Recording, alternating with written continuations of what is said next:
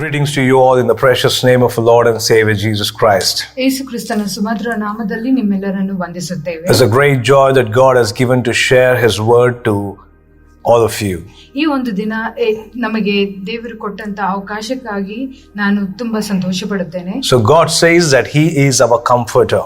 ದೇವರು ಹೇಳುತ್ತಾನೆ ಆತನು ನಮಗೆ ಆದರಣಕರ್ತ ಎಂಬುದಾಗಿ. So today I would like to meditate on Psalms 23 verse 4. ಇವತ್ತಿನ ವಾಕ್ಯ ಭಾಗದ ಉದ್ದೇಶವನ್ನು ನಾವು ಕೀರ್ತನೆ ಭಾಗ 23ರಿಂದ ಓದೋಣ. So Psalms 24 verse 4 it says, "Even though I walk through the valley of shadow of death, I will fear no evil, for you are with me. Your rod and your staff, they comfort me." ದೇವರ ವಾಕ್ಯ ಕೀರ್ತನೆ 23:4 ಹೇಳುತ್ತದೆ, ನಾನು ಕಾರ್ಗತ್ತಲಿನ ಕಣಿವೆಯಲ್ಲಿ ನಡೆಯುವಾಗಲೂ ನೀನು ಹತ್ತಿರ ಇರುವುದರಿಂದ ಕೇಡಿಗೆ ಹೆದರೆನು, ನಿನ್ನ ದೊಣ್ಣೆಯು ನಿನ್ನ ಕೋಲು ನನಗೆ ಧೈರ್ಯ ಕೊಡುತ್ತವೆ. So today God wants to give a strength or the comfort to those who are in discomfort.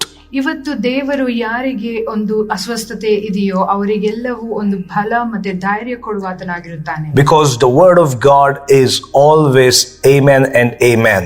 ಯಾಕಂದ್ರೆ ದೇವರ ವಾಕ್ಯವು ಆಮೇನ್ ಮತ್ತೆ ಆಮೇನ್ ಎಂಬುದಾಗಿದೆ. So this verse, when we see that, let us just imagine a person walking in the darkness. ನಾವು ಸ್ವಲ್ಪ ಊಹಿಸೋಣ, ಈ ವಾಕ್ಯದಲ್ಲಿ ಹೇಳುವ ಪ್ರಕಾರ ಒಬ್ಬ ಮನುಷ್ಯನು ಕತ್ತಲೆಯಲ್ಲಿ ನಡೆಯುತ್ತಿರಬಹುದು. So whenever we walk in darkness, surely there will be a fear because there is no light around.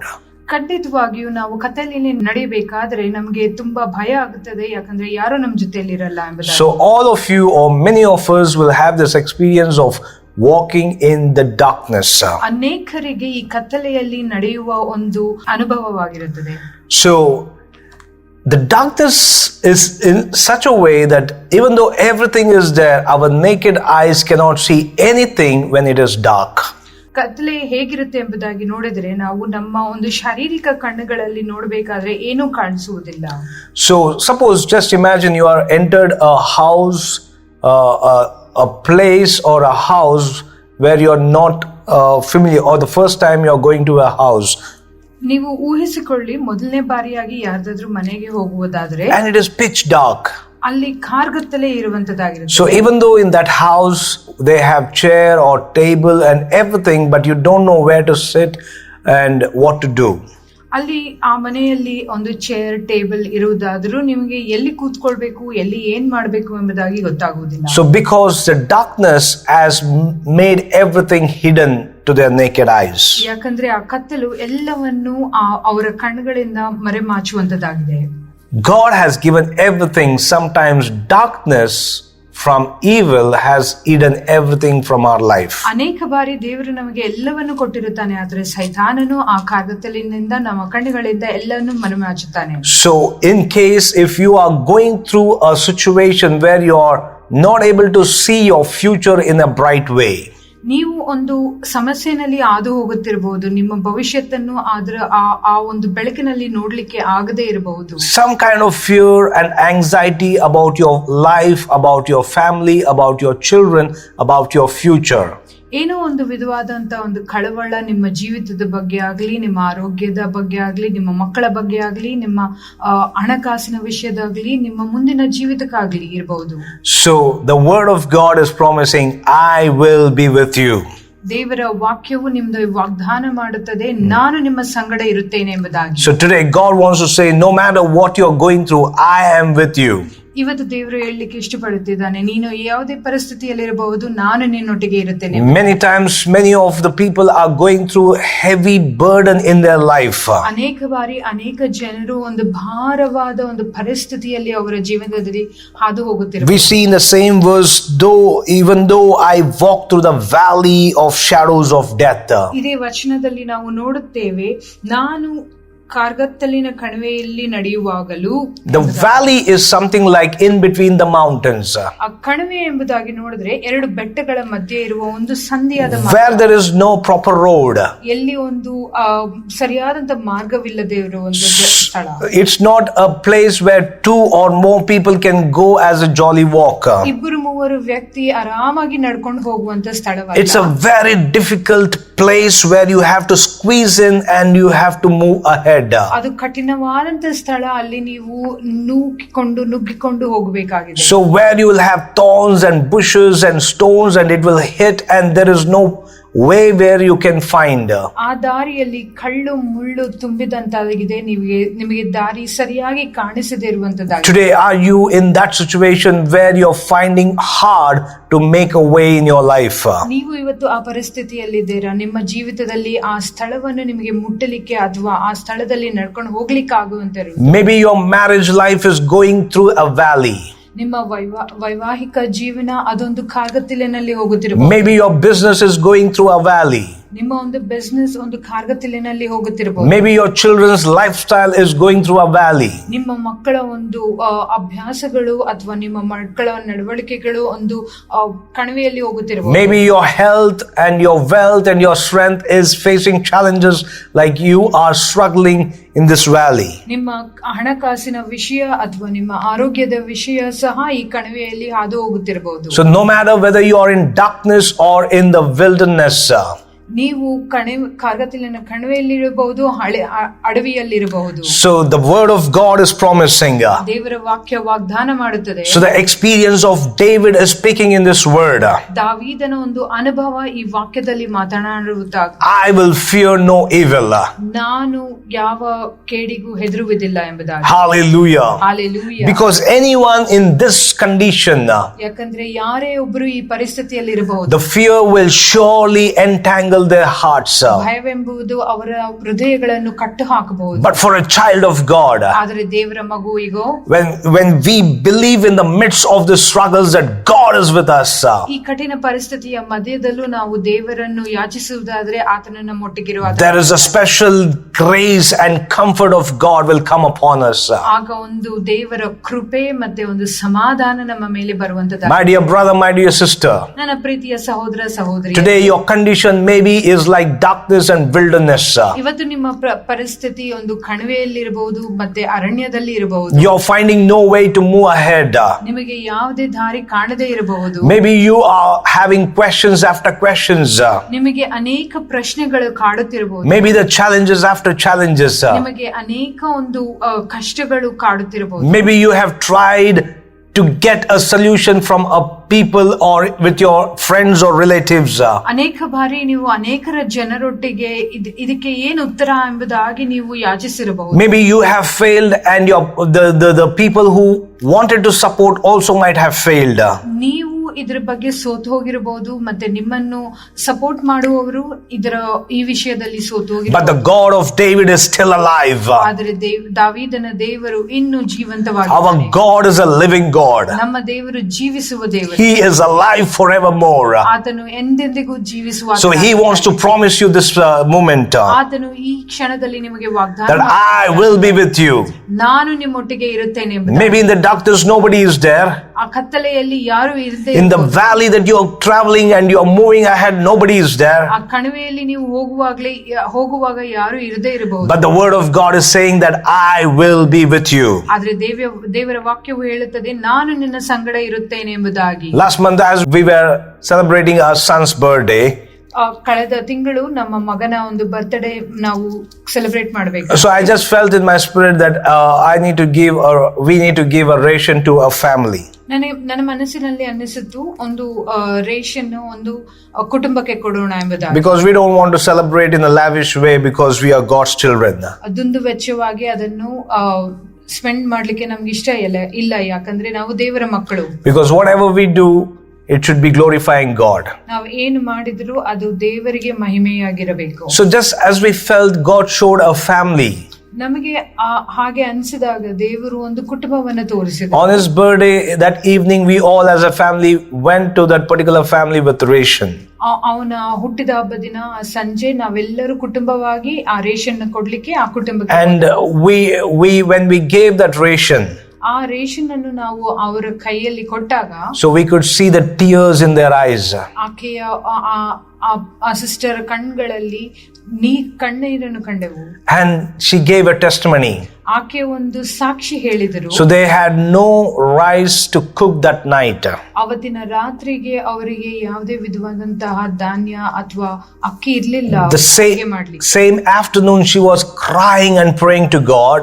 ಅದೇ ಒಂದು ಮಧ್ಯಾಹ್ನ ಉಪವಾಸದಲ್ಲಿ ಆಕೆ ದೇವರಿಗೆ ಪ್ರಾರ್ಥಿಸಬೇಕಾದ. God, I don't want to borrow from anyone. ದೇವರೇ, ನಾನು ಯಾರಲ್ಲೂ ಸಹ ಅದನ್ನ ಕೇಳಿ ಪಡ್ಕೊಳ್ಬಾರ್ದು.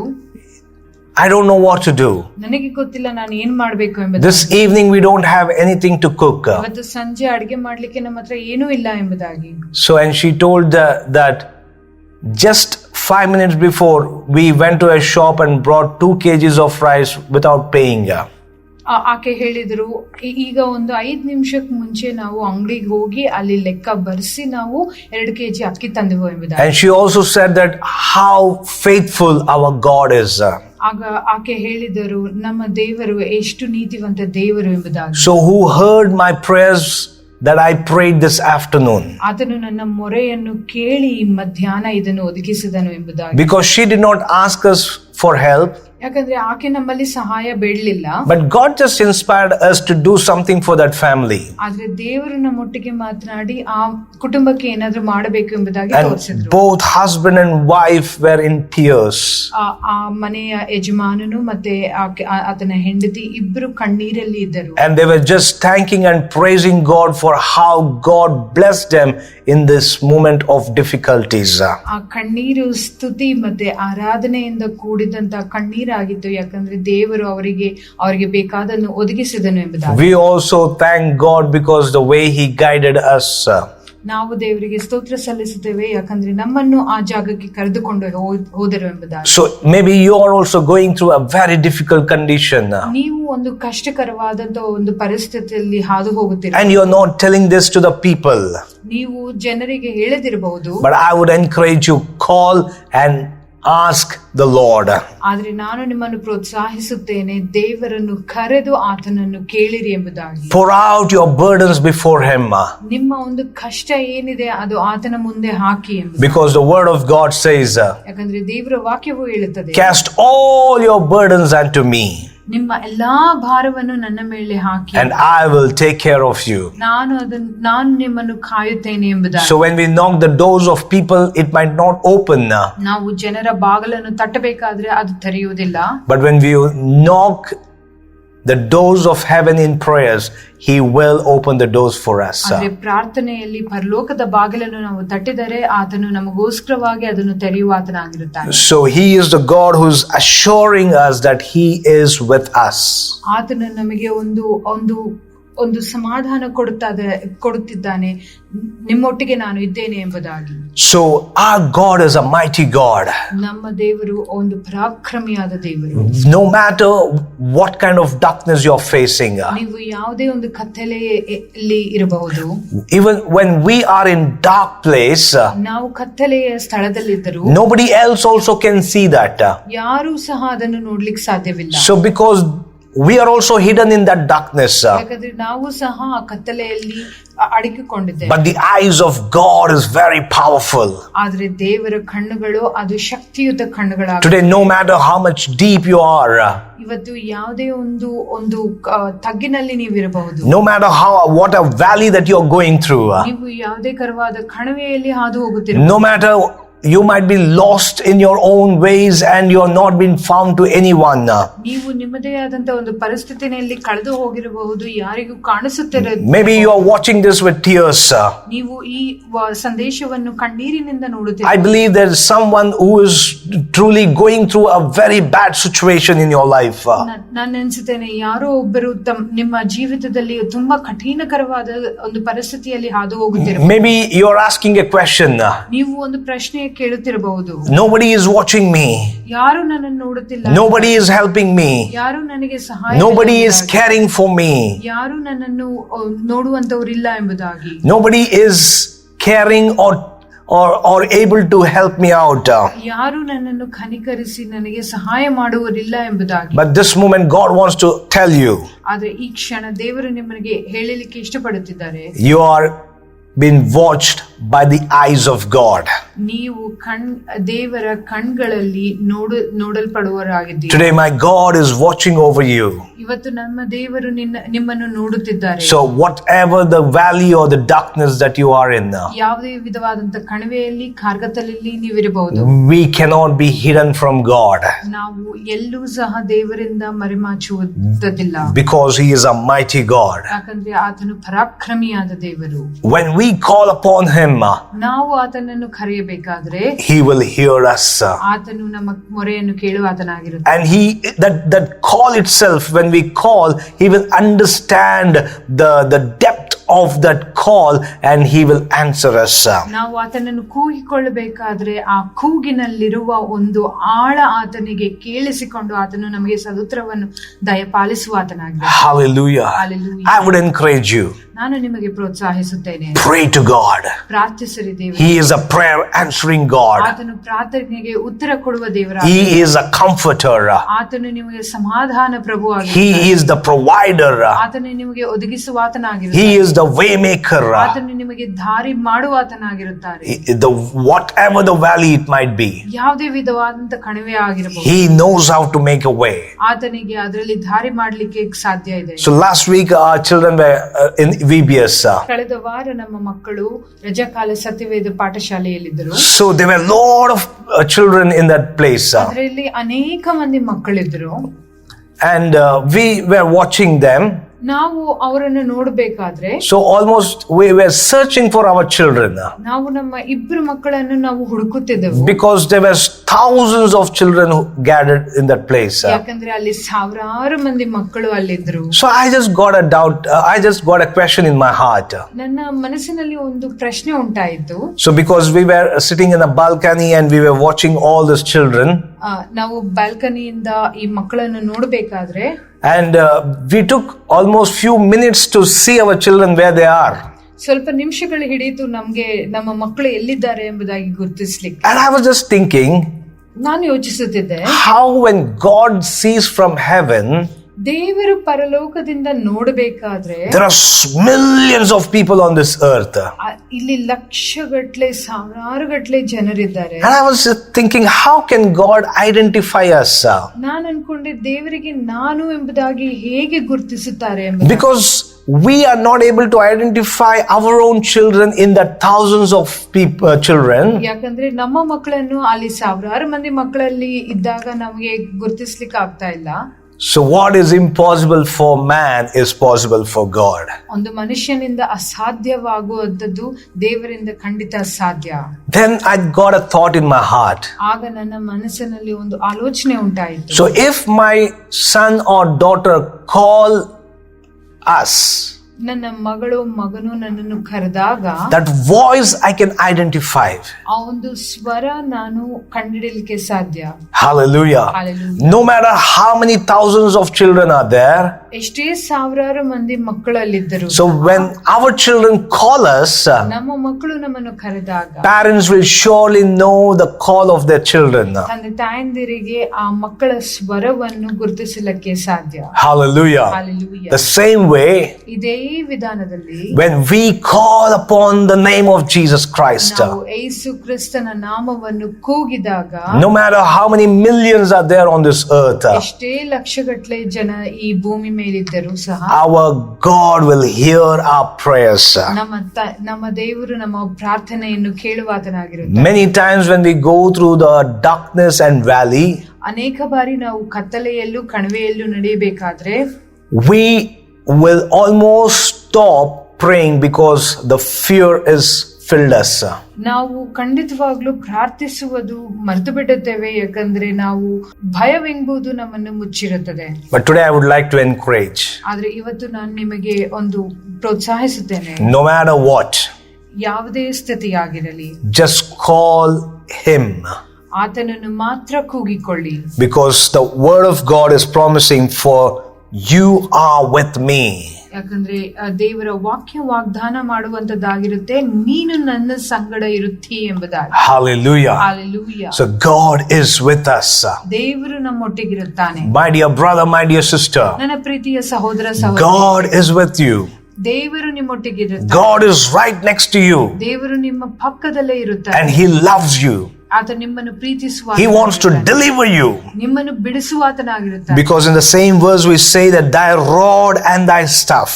ಇದೇ ವಾಕ್ಯದಲ್ಲಿ ನಾವು ನೋಡುತ್ತೇವೆ, ನಿನ್ನ ದೊಣ್ಣೆಯು ನಿನ್ನ ಕೋಲು, it will comfort us. ಅದು ನನಗೆ ಧೈರ್ಯ ಕೊಡುತ್ತದೆ ಎಂಬುದಾಗಿ. Surely ಖಂಡಿತವಾಗ್ಲೂ darkness will not comfort us. ಆ ಕತ್ತಲೆ ನಮ್ಮನ್ನು ಧೈರ್ಯ ಕೊಡಿಸುವುದಿಲ್ಲ. The path of valley will not comfort us. ಆ ಕಣಿವೆ ನಮ್ಮನ್ನು ಧೈರ್ಯ ಪಡಿಸುವುದಿಲ್ಲ. But in the midst of all this, ಆದ್ರೆ ಇದೆಲ್ಲರ ಮಧ್ಯದಲ್ಲೂ the word of God is saying, ದೇವರ ವಾಕ್ಯ ಹೇಳುತ್ತದೆ, thy rod, ನಿನ್ನ ದೊಣ್ಣೆ, your staff, ನಿನ್ನ ಕೋಲು, they will comfort me. ನನಗೆ ಧೈರ್ಯ ಕೊಡುತ್ತದೆ. Hallelujah. Hallelujah. Hallelujah. Hallelujah. Because He is our shepherd. ಯಾಕಂದ್ರೆ ಆತನು ನಮ್ಮ ಕುರುಬನಾಗಿರುತ್ತಾನೆ. And this shepherd has two things which will comfort us. That is, one is the rod and one is the staff. ಈ ಕುರುಬನ ಕೈಯಲ್ಲಿ ಒಂದು ದೊಣ್ಣೆ, ಒಂದು ಕೋಲ್ ಇರುತ್ತದೆ ನಮ್ಮನ್ನು ಧೈರ್ಯ ಪಡಿಸುವುದಕ್ಕೆ. So let us forget about the valley and the darkness. ನಾವು ಆ ಒಂದು ಕಣಿವೆ ಮತ್ತೆ ಕಾರ್ಗತ್ತಲನ್ನು ಮರೆತು ಬಿಡೋಣ. So let us focus on the rod and the staff of the shepherd. ನಾವು ಬರೀ ಆ ಕುರುಬನ ಕೈಯಲ್ಲಿರುವ ದೊಣ್ಣೆ ಮತ್ತೆ ಕೋಲು ಕಡೆಗೆ ಮಾತ್ರ ಗಮನ ಹರಿಸೋಣ. Because that is what is going to comfort us. ಯಾಕಂದ್ರೆ ಅದು ಮಾತ್ರ ನಮಗೆ ಧೈರ್ಯ ಪಡಿಸುವ. Nothing else can comfort but the shepherd's rod and staff will comfort us. ಬೇರೆ ಯಾವುದು ನಮ್ಮನ್ನು ಧೈರ್ಯ ಪಡಿಸುವುದಿಲ್ಲ, ಬಳಿಕ ಆ ಕುರುಬನ ಒಂದು ದೊಣ್ಣೆ ಕೋಲು ಮಾತ್ರನೇ ನಮಗೆ ಧೈರ್ಯ ಪಡಿಸುವುದು. So if God's will, I would like to continue this message about the rod and the staff. I believe that will be a great blessing to your life. ದೇವರ ಚಿತ್ತವಾದರೆ ಮುಂದೆಯೂ ಸಹ ಈ ದೊಣ್ಣೆ ಮತ್ತೆ ಕೋಲಿನ ಬಗ್ಗೆ ನಾನು ಈ ಸಂದೇಶವನ್ನು ಮುಂದುವರಿಸಲಿಕ್ಕೆ ಇಷ್ಟಪಡುತ್ತೇನೆ. That would be giving a great comfort to you and your family. ಅದು ನಿಮಗೂ ನಿಮ್ಮ ಕುಟುಂಬಕ್ಕೂ ಒಂದು ದೊಡ್ಡ ಧೈರ್ಯ ಕೊಡುವಂತದ್ದಾಗಿರುತ್ತದೆ. Are you in the valley? ನೀವು ಕಣಿವೆಯಲ್ಲಿದ್ದೀರಾ? Are you in the darkness? ನೀವು ಕತ್ತಲೆಯಲ್ಲಿದ್ದೀರಾ? Today God is with us. ಇವತ್ತು ದೇವರು ನಮ್ಮೊಟ್ಟಿಗಿದ್ದಾನೆ. Not to put you there, ನಿಮ್ಮನ್ನು ಅದರೊಳಗೆ ಹಾಕ್ಲಿಕ್ಕಲ್ಲ, but to pull you from there. ಆದ್ರೆ ಅಲ್ಲಿಂದ ನಿಮ್ಮನ್ನು ಎತ್ತಲಿಕ್ಕೆ. Hallelujah. Hallelujah. Satan, devil wants us to be in darkness and valley all the time. ಸೈತಾನನು ನಮ್ಮನಿಗೆ ಕಾರ್ಗತ್ತಲಿನ ಕಣಿವೆಯಲ್ಲೇ ಇರ್ಲಿಕ್ಕೆ ಇಷ್ಟಪಡುತ್ತಾನೆ. But my God will not have a desire to put his children in that place. ಆದ್ರೆ ನಮ್ಮ ದೇವರಿಗೆ ಖಂಡಿತವಾಗ್ಲೂ ಆತನ ಮಕ್ಕಳನ್ನು ಆ ಸ್ಥಳದಲ್ಲಿ ಇಡ್ಲಿಕ್ಕೆ ಇಷ್ಟವಿಲ್ಲ. I believe ನಾನು ಖಂಡಿತವಾಗ್ಲೂ ಆಲೋಚಿಸುತ್ತೇನೆ, God will deliver you from that place. ದೇವರು ನಿಮ್ಮನ್ನು ಆ ಸ್ಥಳದಿಂದ ಬಿಡುಗಡೆ ಮಾಡುತ್ತಾನೆ. Hallelujah. Hallelujah. Have that hope and faith in your heart. ಆ ಒಂದು ನಿರೀಕ್ಷೆ ನಿಮ್ಮ ಹೃದಯದಲ್ಲಿರಲಿ. I want to pray for you. ನಾನು ನಿಮಗೋಸ್ಕರ ಪ್ರಾರ್ಥಿಸಲಿಕ್ಕೆ ಇಷ್ಟಪಡ್ತೇನೆ. If you have stopped praying, ನೀವು ಪ್ರಾರ್ಥಿಸುವುದು ನಿಲ್ಲಿಸಿದರೆ, I would encourage you, come back to God. ನಾನು ನಿಮ್ಮನ್ನು ಪ್ರೋತ್ಸಾಹಿಸುತ್ತೇನೆ, ದೇವರ ಬಳಿಗೆ ಪುನಃ ಬನ್ನಿರಿ ಎಂಬುದಾಗಿ. Because Jeremiah chapter 33 verse 3 it says that call unto me, I will answer you. ಯಾಕೆಂದ್ರೆ ಎರೆಮಿಯನ ಪ್ರವಾದನೆ ಗ್ರಂಥ 33:3 ಹೇಳುತ್ತಾರೆ, ನನ್ನನ್ನು ಕರೆ, ನಾನು ನಿನಗೆ ಸದುತ್ತರವನ್ನು ದಯಪಾಲಿಸುತ್ತೇನೆ ಎಂಬುದಾಗಿ. As we are praying for you, ನಾವು ನಿಮಗೋಸ್ಕರ ಪ್ರಾರ್ಥಿಸಬೇಕಾದ್ರೆ, will you also pray and call upon him? ನೀವು ಸಹ ಪ್ರಾರ್ಥಿಸಿ ಆತನನ್ನು ಕರೆಯುತ್ತೀರಾ? And I believe that he is going to answer all your needs. ನನಗೆ ನಂಬಿಕೆ ಇದೆ, ನೀವು ಕೇಳಬೇಕಾದ್ರೆ ನಿಮ್ಮ ಎಲ್ಲಾ ಒಂದು ವಿಚಾರಗಳಿಗೂ ಆತನು ಉತ್ತರ ಕೊಡುತ್ತಾನೆ ಎಂಬುದಾಗಿ. Close your eyes and we'll pray. ಕಣ್ಮುಚ್ಚಿ ಪ್ರಾರ್ಥಿಸೋಣ. Heavenly Father, ಪರಲೋಕದ ತಂದೆಯೇ, we thank you, Lord. ನಿನಗೆ ಸ್ತೋತ್ರ ಸಲ್ಲಿಸುತ್ತೇವೆ ಕರ್ತನೇ. This moment we would like to pray for those who are in darkness and in the valleys. ಈ ಒಂದು ಸಮಯದಲ್ಲಿ ಯಾರು ಕತ್ತಲೆಯಲ್ಲಿ ಕಣಿವೆಯಲ್ಲಿದ್ದಾರೋ ಅವರಿಗೋಸ್ಕರ ಪ್ರಾರ್ಥಿಸಲಿಕ್ಕೆ ಇಷ್ಟಪಡುತ್ತೇವೆ. Maybe the fear has gripped their hearts. ಭಯವು ಅವರ ಹೃದಯವನ್ನು ಆಕ್ರಮಿಸಿರಬೇಕು. But thank you for the word that you have spoken today. ಆದ್ರೆ ನಿನ್ನ ವಾಕ್ಯಕ್ಕೋಸ್ಕರ, ಇವತ್ತು ಮಾತನಾಡಿದ ನಿನ್ನ ವಾಕ್ಯಕ್ಕೋಸ್ಕರ ನಿನಗೆ Your word is promising that I am with you. ನಿನ್ನ ವಾಕ್ಯವು ನಮಗೆ ಆಧಾರ ಕೊಡುತ್ತದೆ, ಧೈರ್ಯ ಕೊಡುತ್ತದೆ, ನೀನು ನನ್ನ ಸಂಗಡ ಇರುತ್ತೆ ಎಂಬುದಾಗಿ. Lord, deliver your people from that situations. ನಿನ್ನ ಮಕ್ಕಳನ್ನು ಆ ಕಠಿಣ ಪರಿಸ್ಥಿತಿಯಿಂದ ಹೊರತಂದುತ್ತಾರೆ and lead us in green pastures, O God. ನಮ್ಮನ್ನು ಹಸಿರು ಗಾವಲುಗಳಲ್ಲಿ ನೀನು ನಮ್ಮನ್ನು ನಡೆಸಬೇಕೆಂಬುದಾಗಿ ಹೇಳಿಕೊಳ್ಳುತ್ತೇನೆ. Thank you that Lord our shepherd, ತಂದೆಯೇ, ನೀನು ನಮ್ಮ ಕುರುಬನಾಗಿದ್ದೀಯ. And you have the rod and your staff. ನಿನ್ನ ಕೈಯಲ್ಲಿರುವ ದೊಣ್ಣೆ ಮತ್ತೆ ಕೋಲು, It will comfort us, O God. ಅದು ನಮಗೆ ಧೈರ್ಯ ಕೊಡುವಂತದ್ದಾಗಿರುತ್ತದೆ. Right now, let your comfort come upon each one of us. ಈ ಸಮಯದಲ್ಲಿ ನಿನ್ನ ಧೈರ್ಯ ಎಲ್ಲರ ಮೇಲೂ ಸಹ ಬರಲಿ ಕರ್ತನೇ. And we know that our God will answer. ನಮಗೆ ಗೊತ್ತು ನಮ್ಮ ದೇವರು ಅದಕ್ಕೆ ಉತ್ತರವನ್ನು ಕೊಡುತ್ತಾರೆ ಎಂಬುದಾಗಿ. We know that His comfort in our discomfort. ನಮಗೆ ಗೊತ್ತು ನಿನ್ನ ಧೈರ್ಯ ನಮ್ಮ ಅಧೈರ್ಯದಲ್ಲಿ ಇರುತ್ತದೆ ಎಂಬುದಾಗಿ. In Jesus' name we pray. ಯೇಸು ಕ್ರಿಸ್ತನ ನಾಮದಲ್ಲಿ ಪ್ರಾರ್ಥಿಸುತ್ತೇವೆ. Amen. Amen. God bless you. ದೇವರು ನಿಮ್ಮನ್ನು ಆಶೀರ್ವದಿಸಲಿ. Amen.